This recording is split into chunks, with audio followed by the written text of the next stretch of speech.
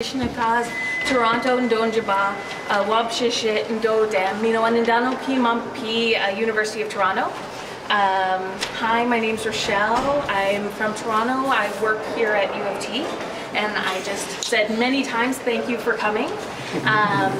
Often we do things in four, and so it's a good way of getting people's attention, because usually by the fourth time, people are wondering what you're doing.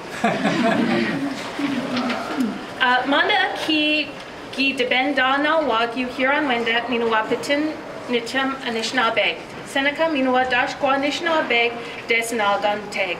Bejik emakwan wampum gitchipizo win nendamowin. Awan mamawe sa gonda nandek. Asia mama was iwad minuwa dash Anishnaabe niswe shkoden debendaji. Jimino mamawe nakazam minuwa jimamawe Kina denda dig. Kina gego ete gatayin gitchigami. Gitcha ode nangewi, jinakade gadeg, samanda gitchikiwi win, Asiana gadeg. Jisa gitchik gamwang ode Canada, minawa dash gewi, Mississauga ode credit. Asia kendajeg. We saw gitcha ode nang gishpinajigewin.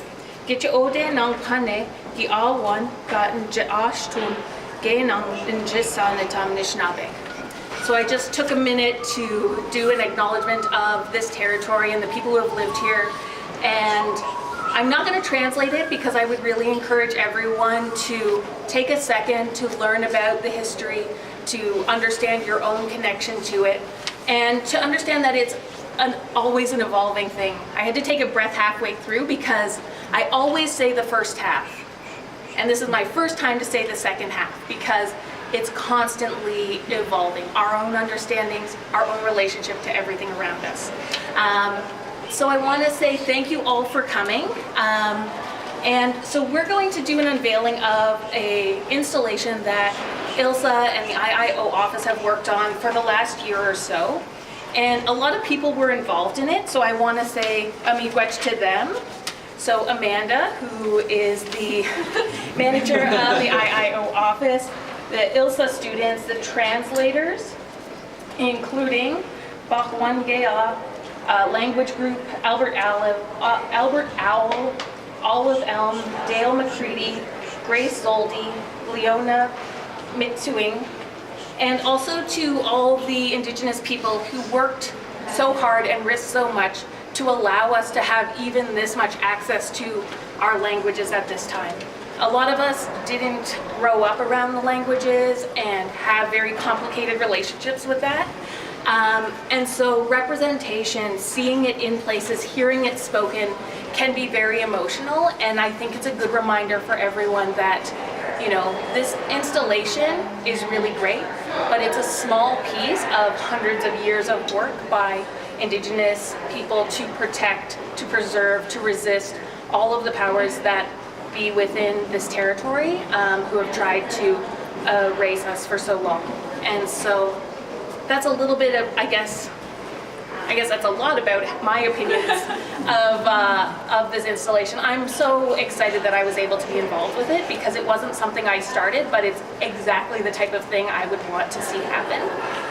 But I will let some other people say words about their involvement and thoughts on it. I'll let Trevor.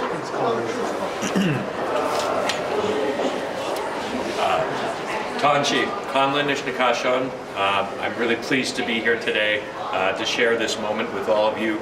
I am not a Michif speaker, but I've made some attempts to learn, although probably not enough. The language being present here in the law school is part of our commitment to bringing Indigenous issues to the forefront, particularly in law.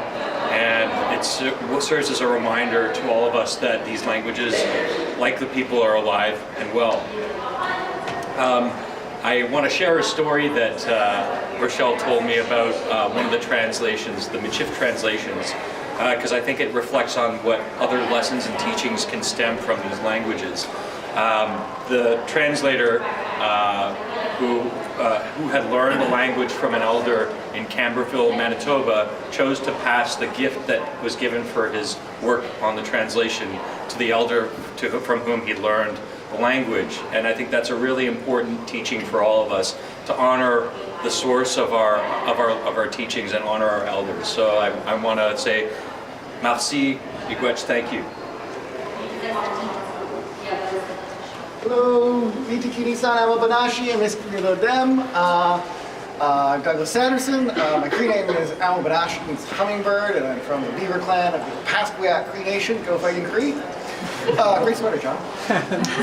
So this is a really great day and the culmination of a beautiful project that was conceived by Amanda, and so many people worked on it. And it turns out over the summer, my lovely wife Tanya came in and also pitched in a little bit. She helped to choose the font, which I'll have you know is Aboriginal Sans, and all students writing in my class now always have to do it in Aboriginal Sans, now that I know that it exists.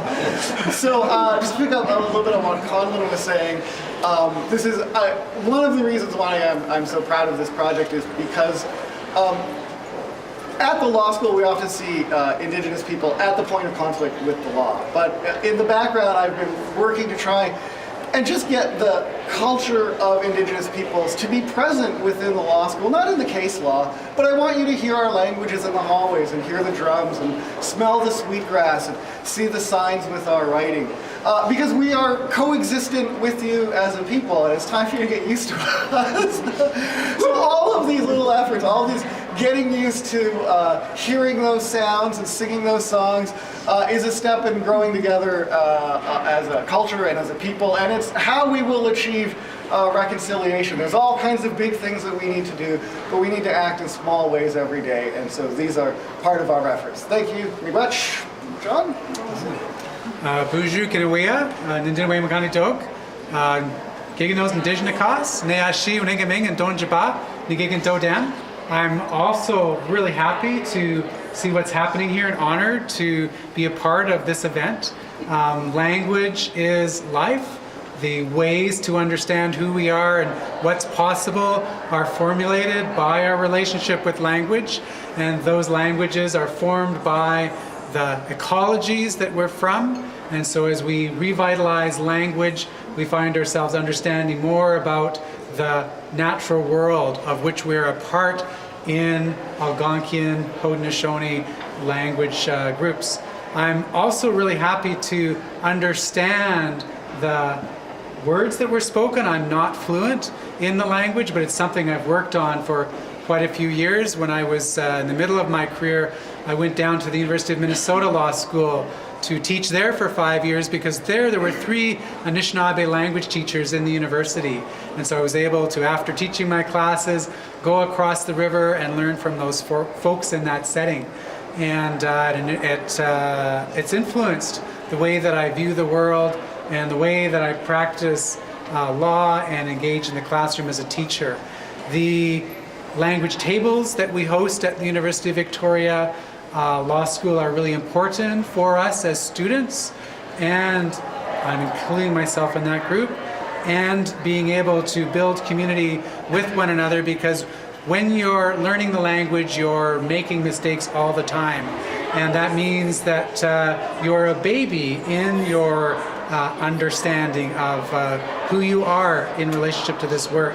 And I think it's important for professors to go back there and understand what it's like to just start on a journey with things. And my mother often says, if you're not laughing, you're not learning the language, because you have to be stumbling and making fun as you're going about those activities. One of the classes that the students will take in our new Trans-Systemic Law degree, JID-JD, in their second year will be a Salish language and law class, to recognize that if you're going to think about graduating with an Indigenous law degree, you have to wrestle with at least a language for a few months. And so the work that I'm seeing here on the walls that will eventually be up and down the walls as other people are added is a very exciting thing. And so I'm honored to be a part of this. I want to congratulate you as a group and the work that you've been doing here. It warms my heart. So translation always causes conversation. There's no two languages who so seamlessly understand the world the same that there isn't the need to have discussions about what does law mean, what's the difference between law and law school, what is a possessive S and how does it impact our understanding of who we are as a group. And these are, like, we did 4 words, and those are some of the discussions that we had while going through the translations. This year is the International Year of Indigenous Languages, and so a good thing to do throughout the year at some point is think about your relationship with them or understandings around them. I've left Post-its beside the installations, so if you want to write down your thoughts and leave them, I think it would be a great way for us to have a discussion over time. Language learning is so interesting. I have 2 young children who I primarily or solely speak with in Anishnaabemowin, and the 2-year-old is already correcting me and laughing at me, and it's the most heartbreaking and fulfilling thing.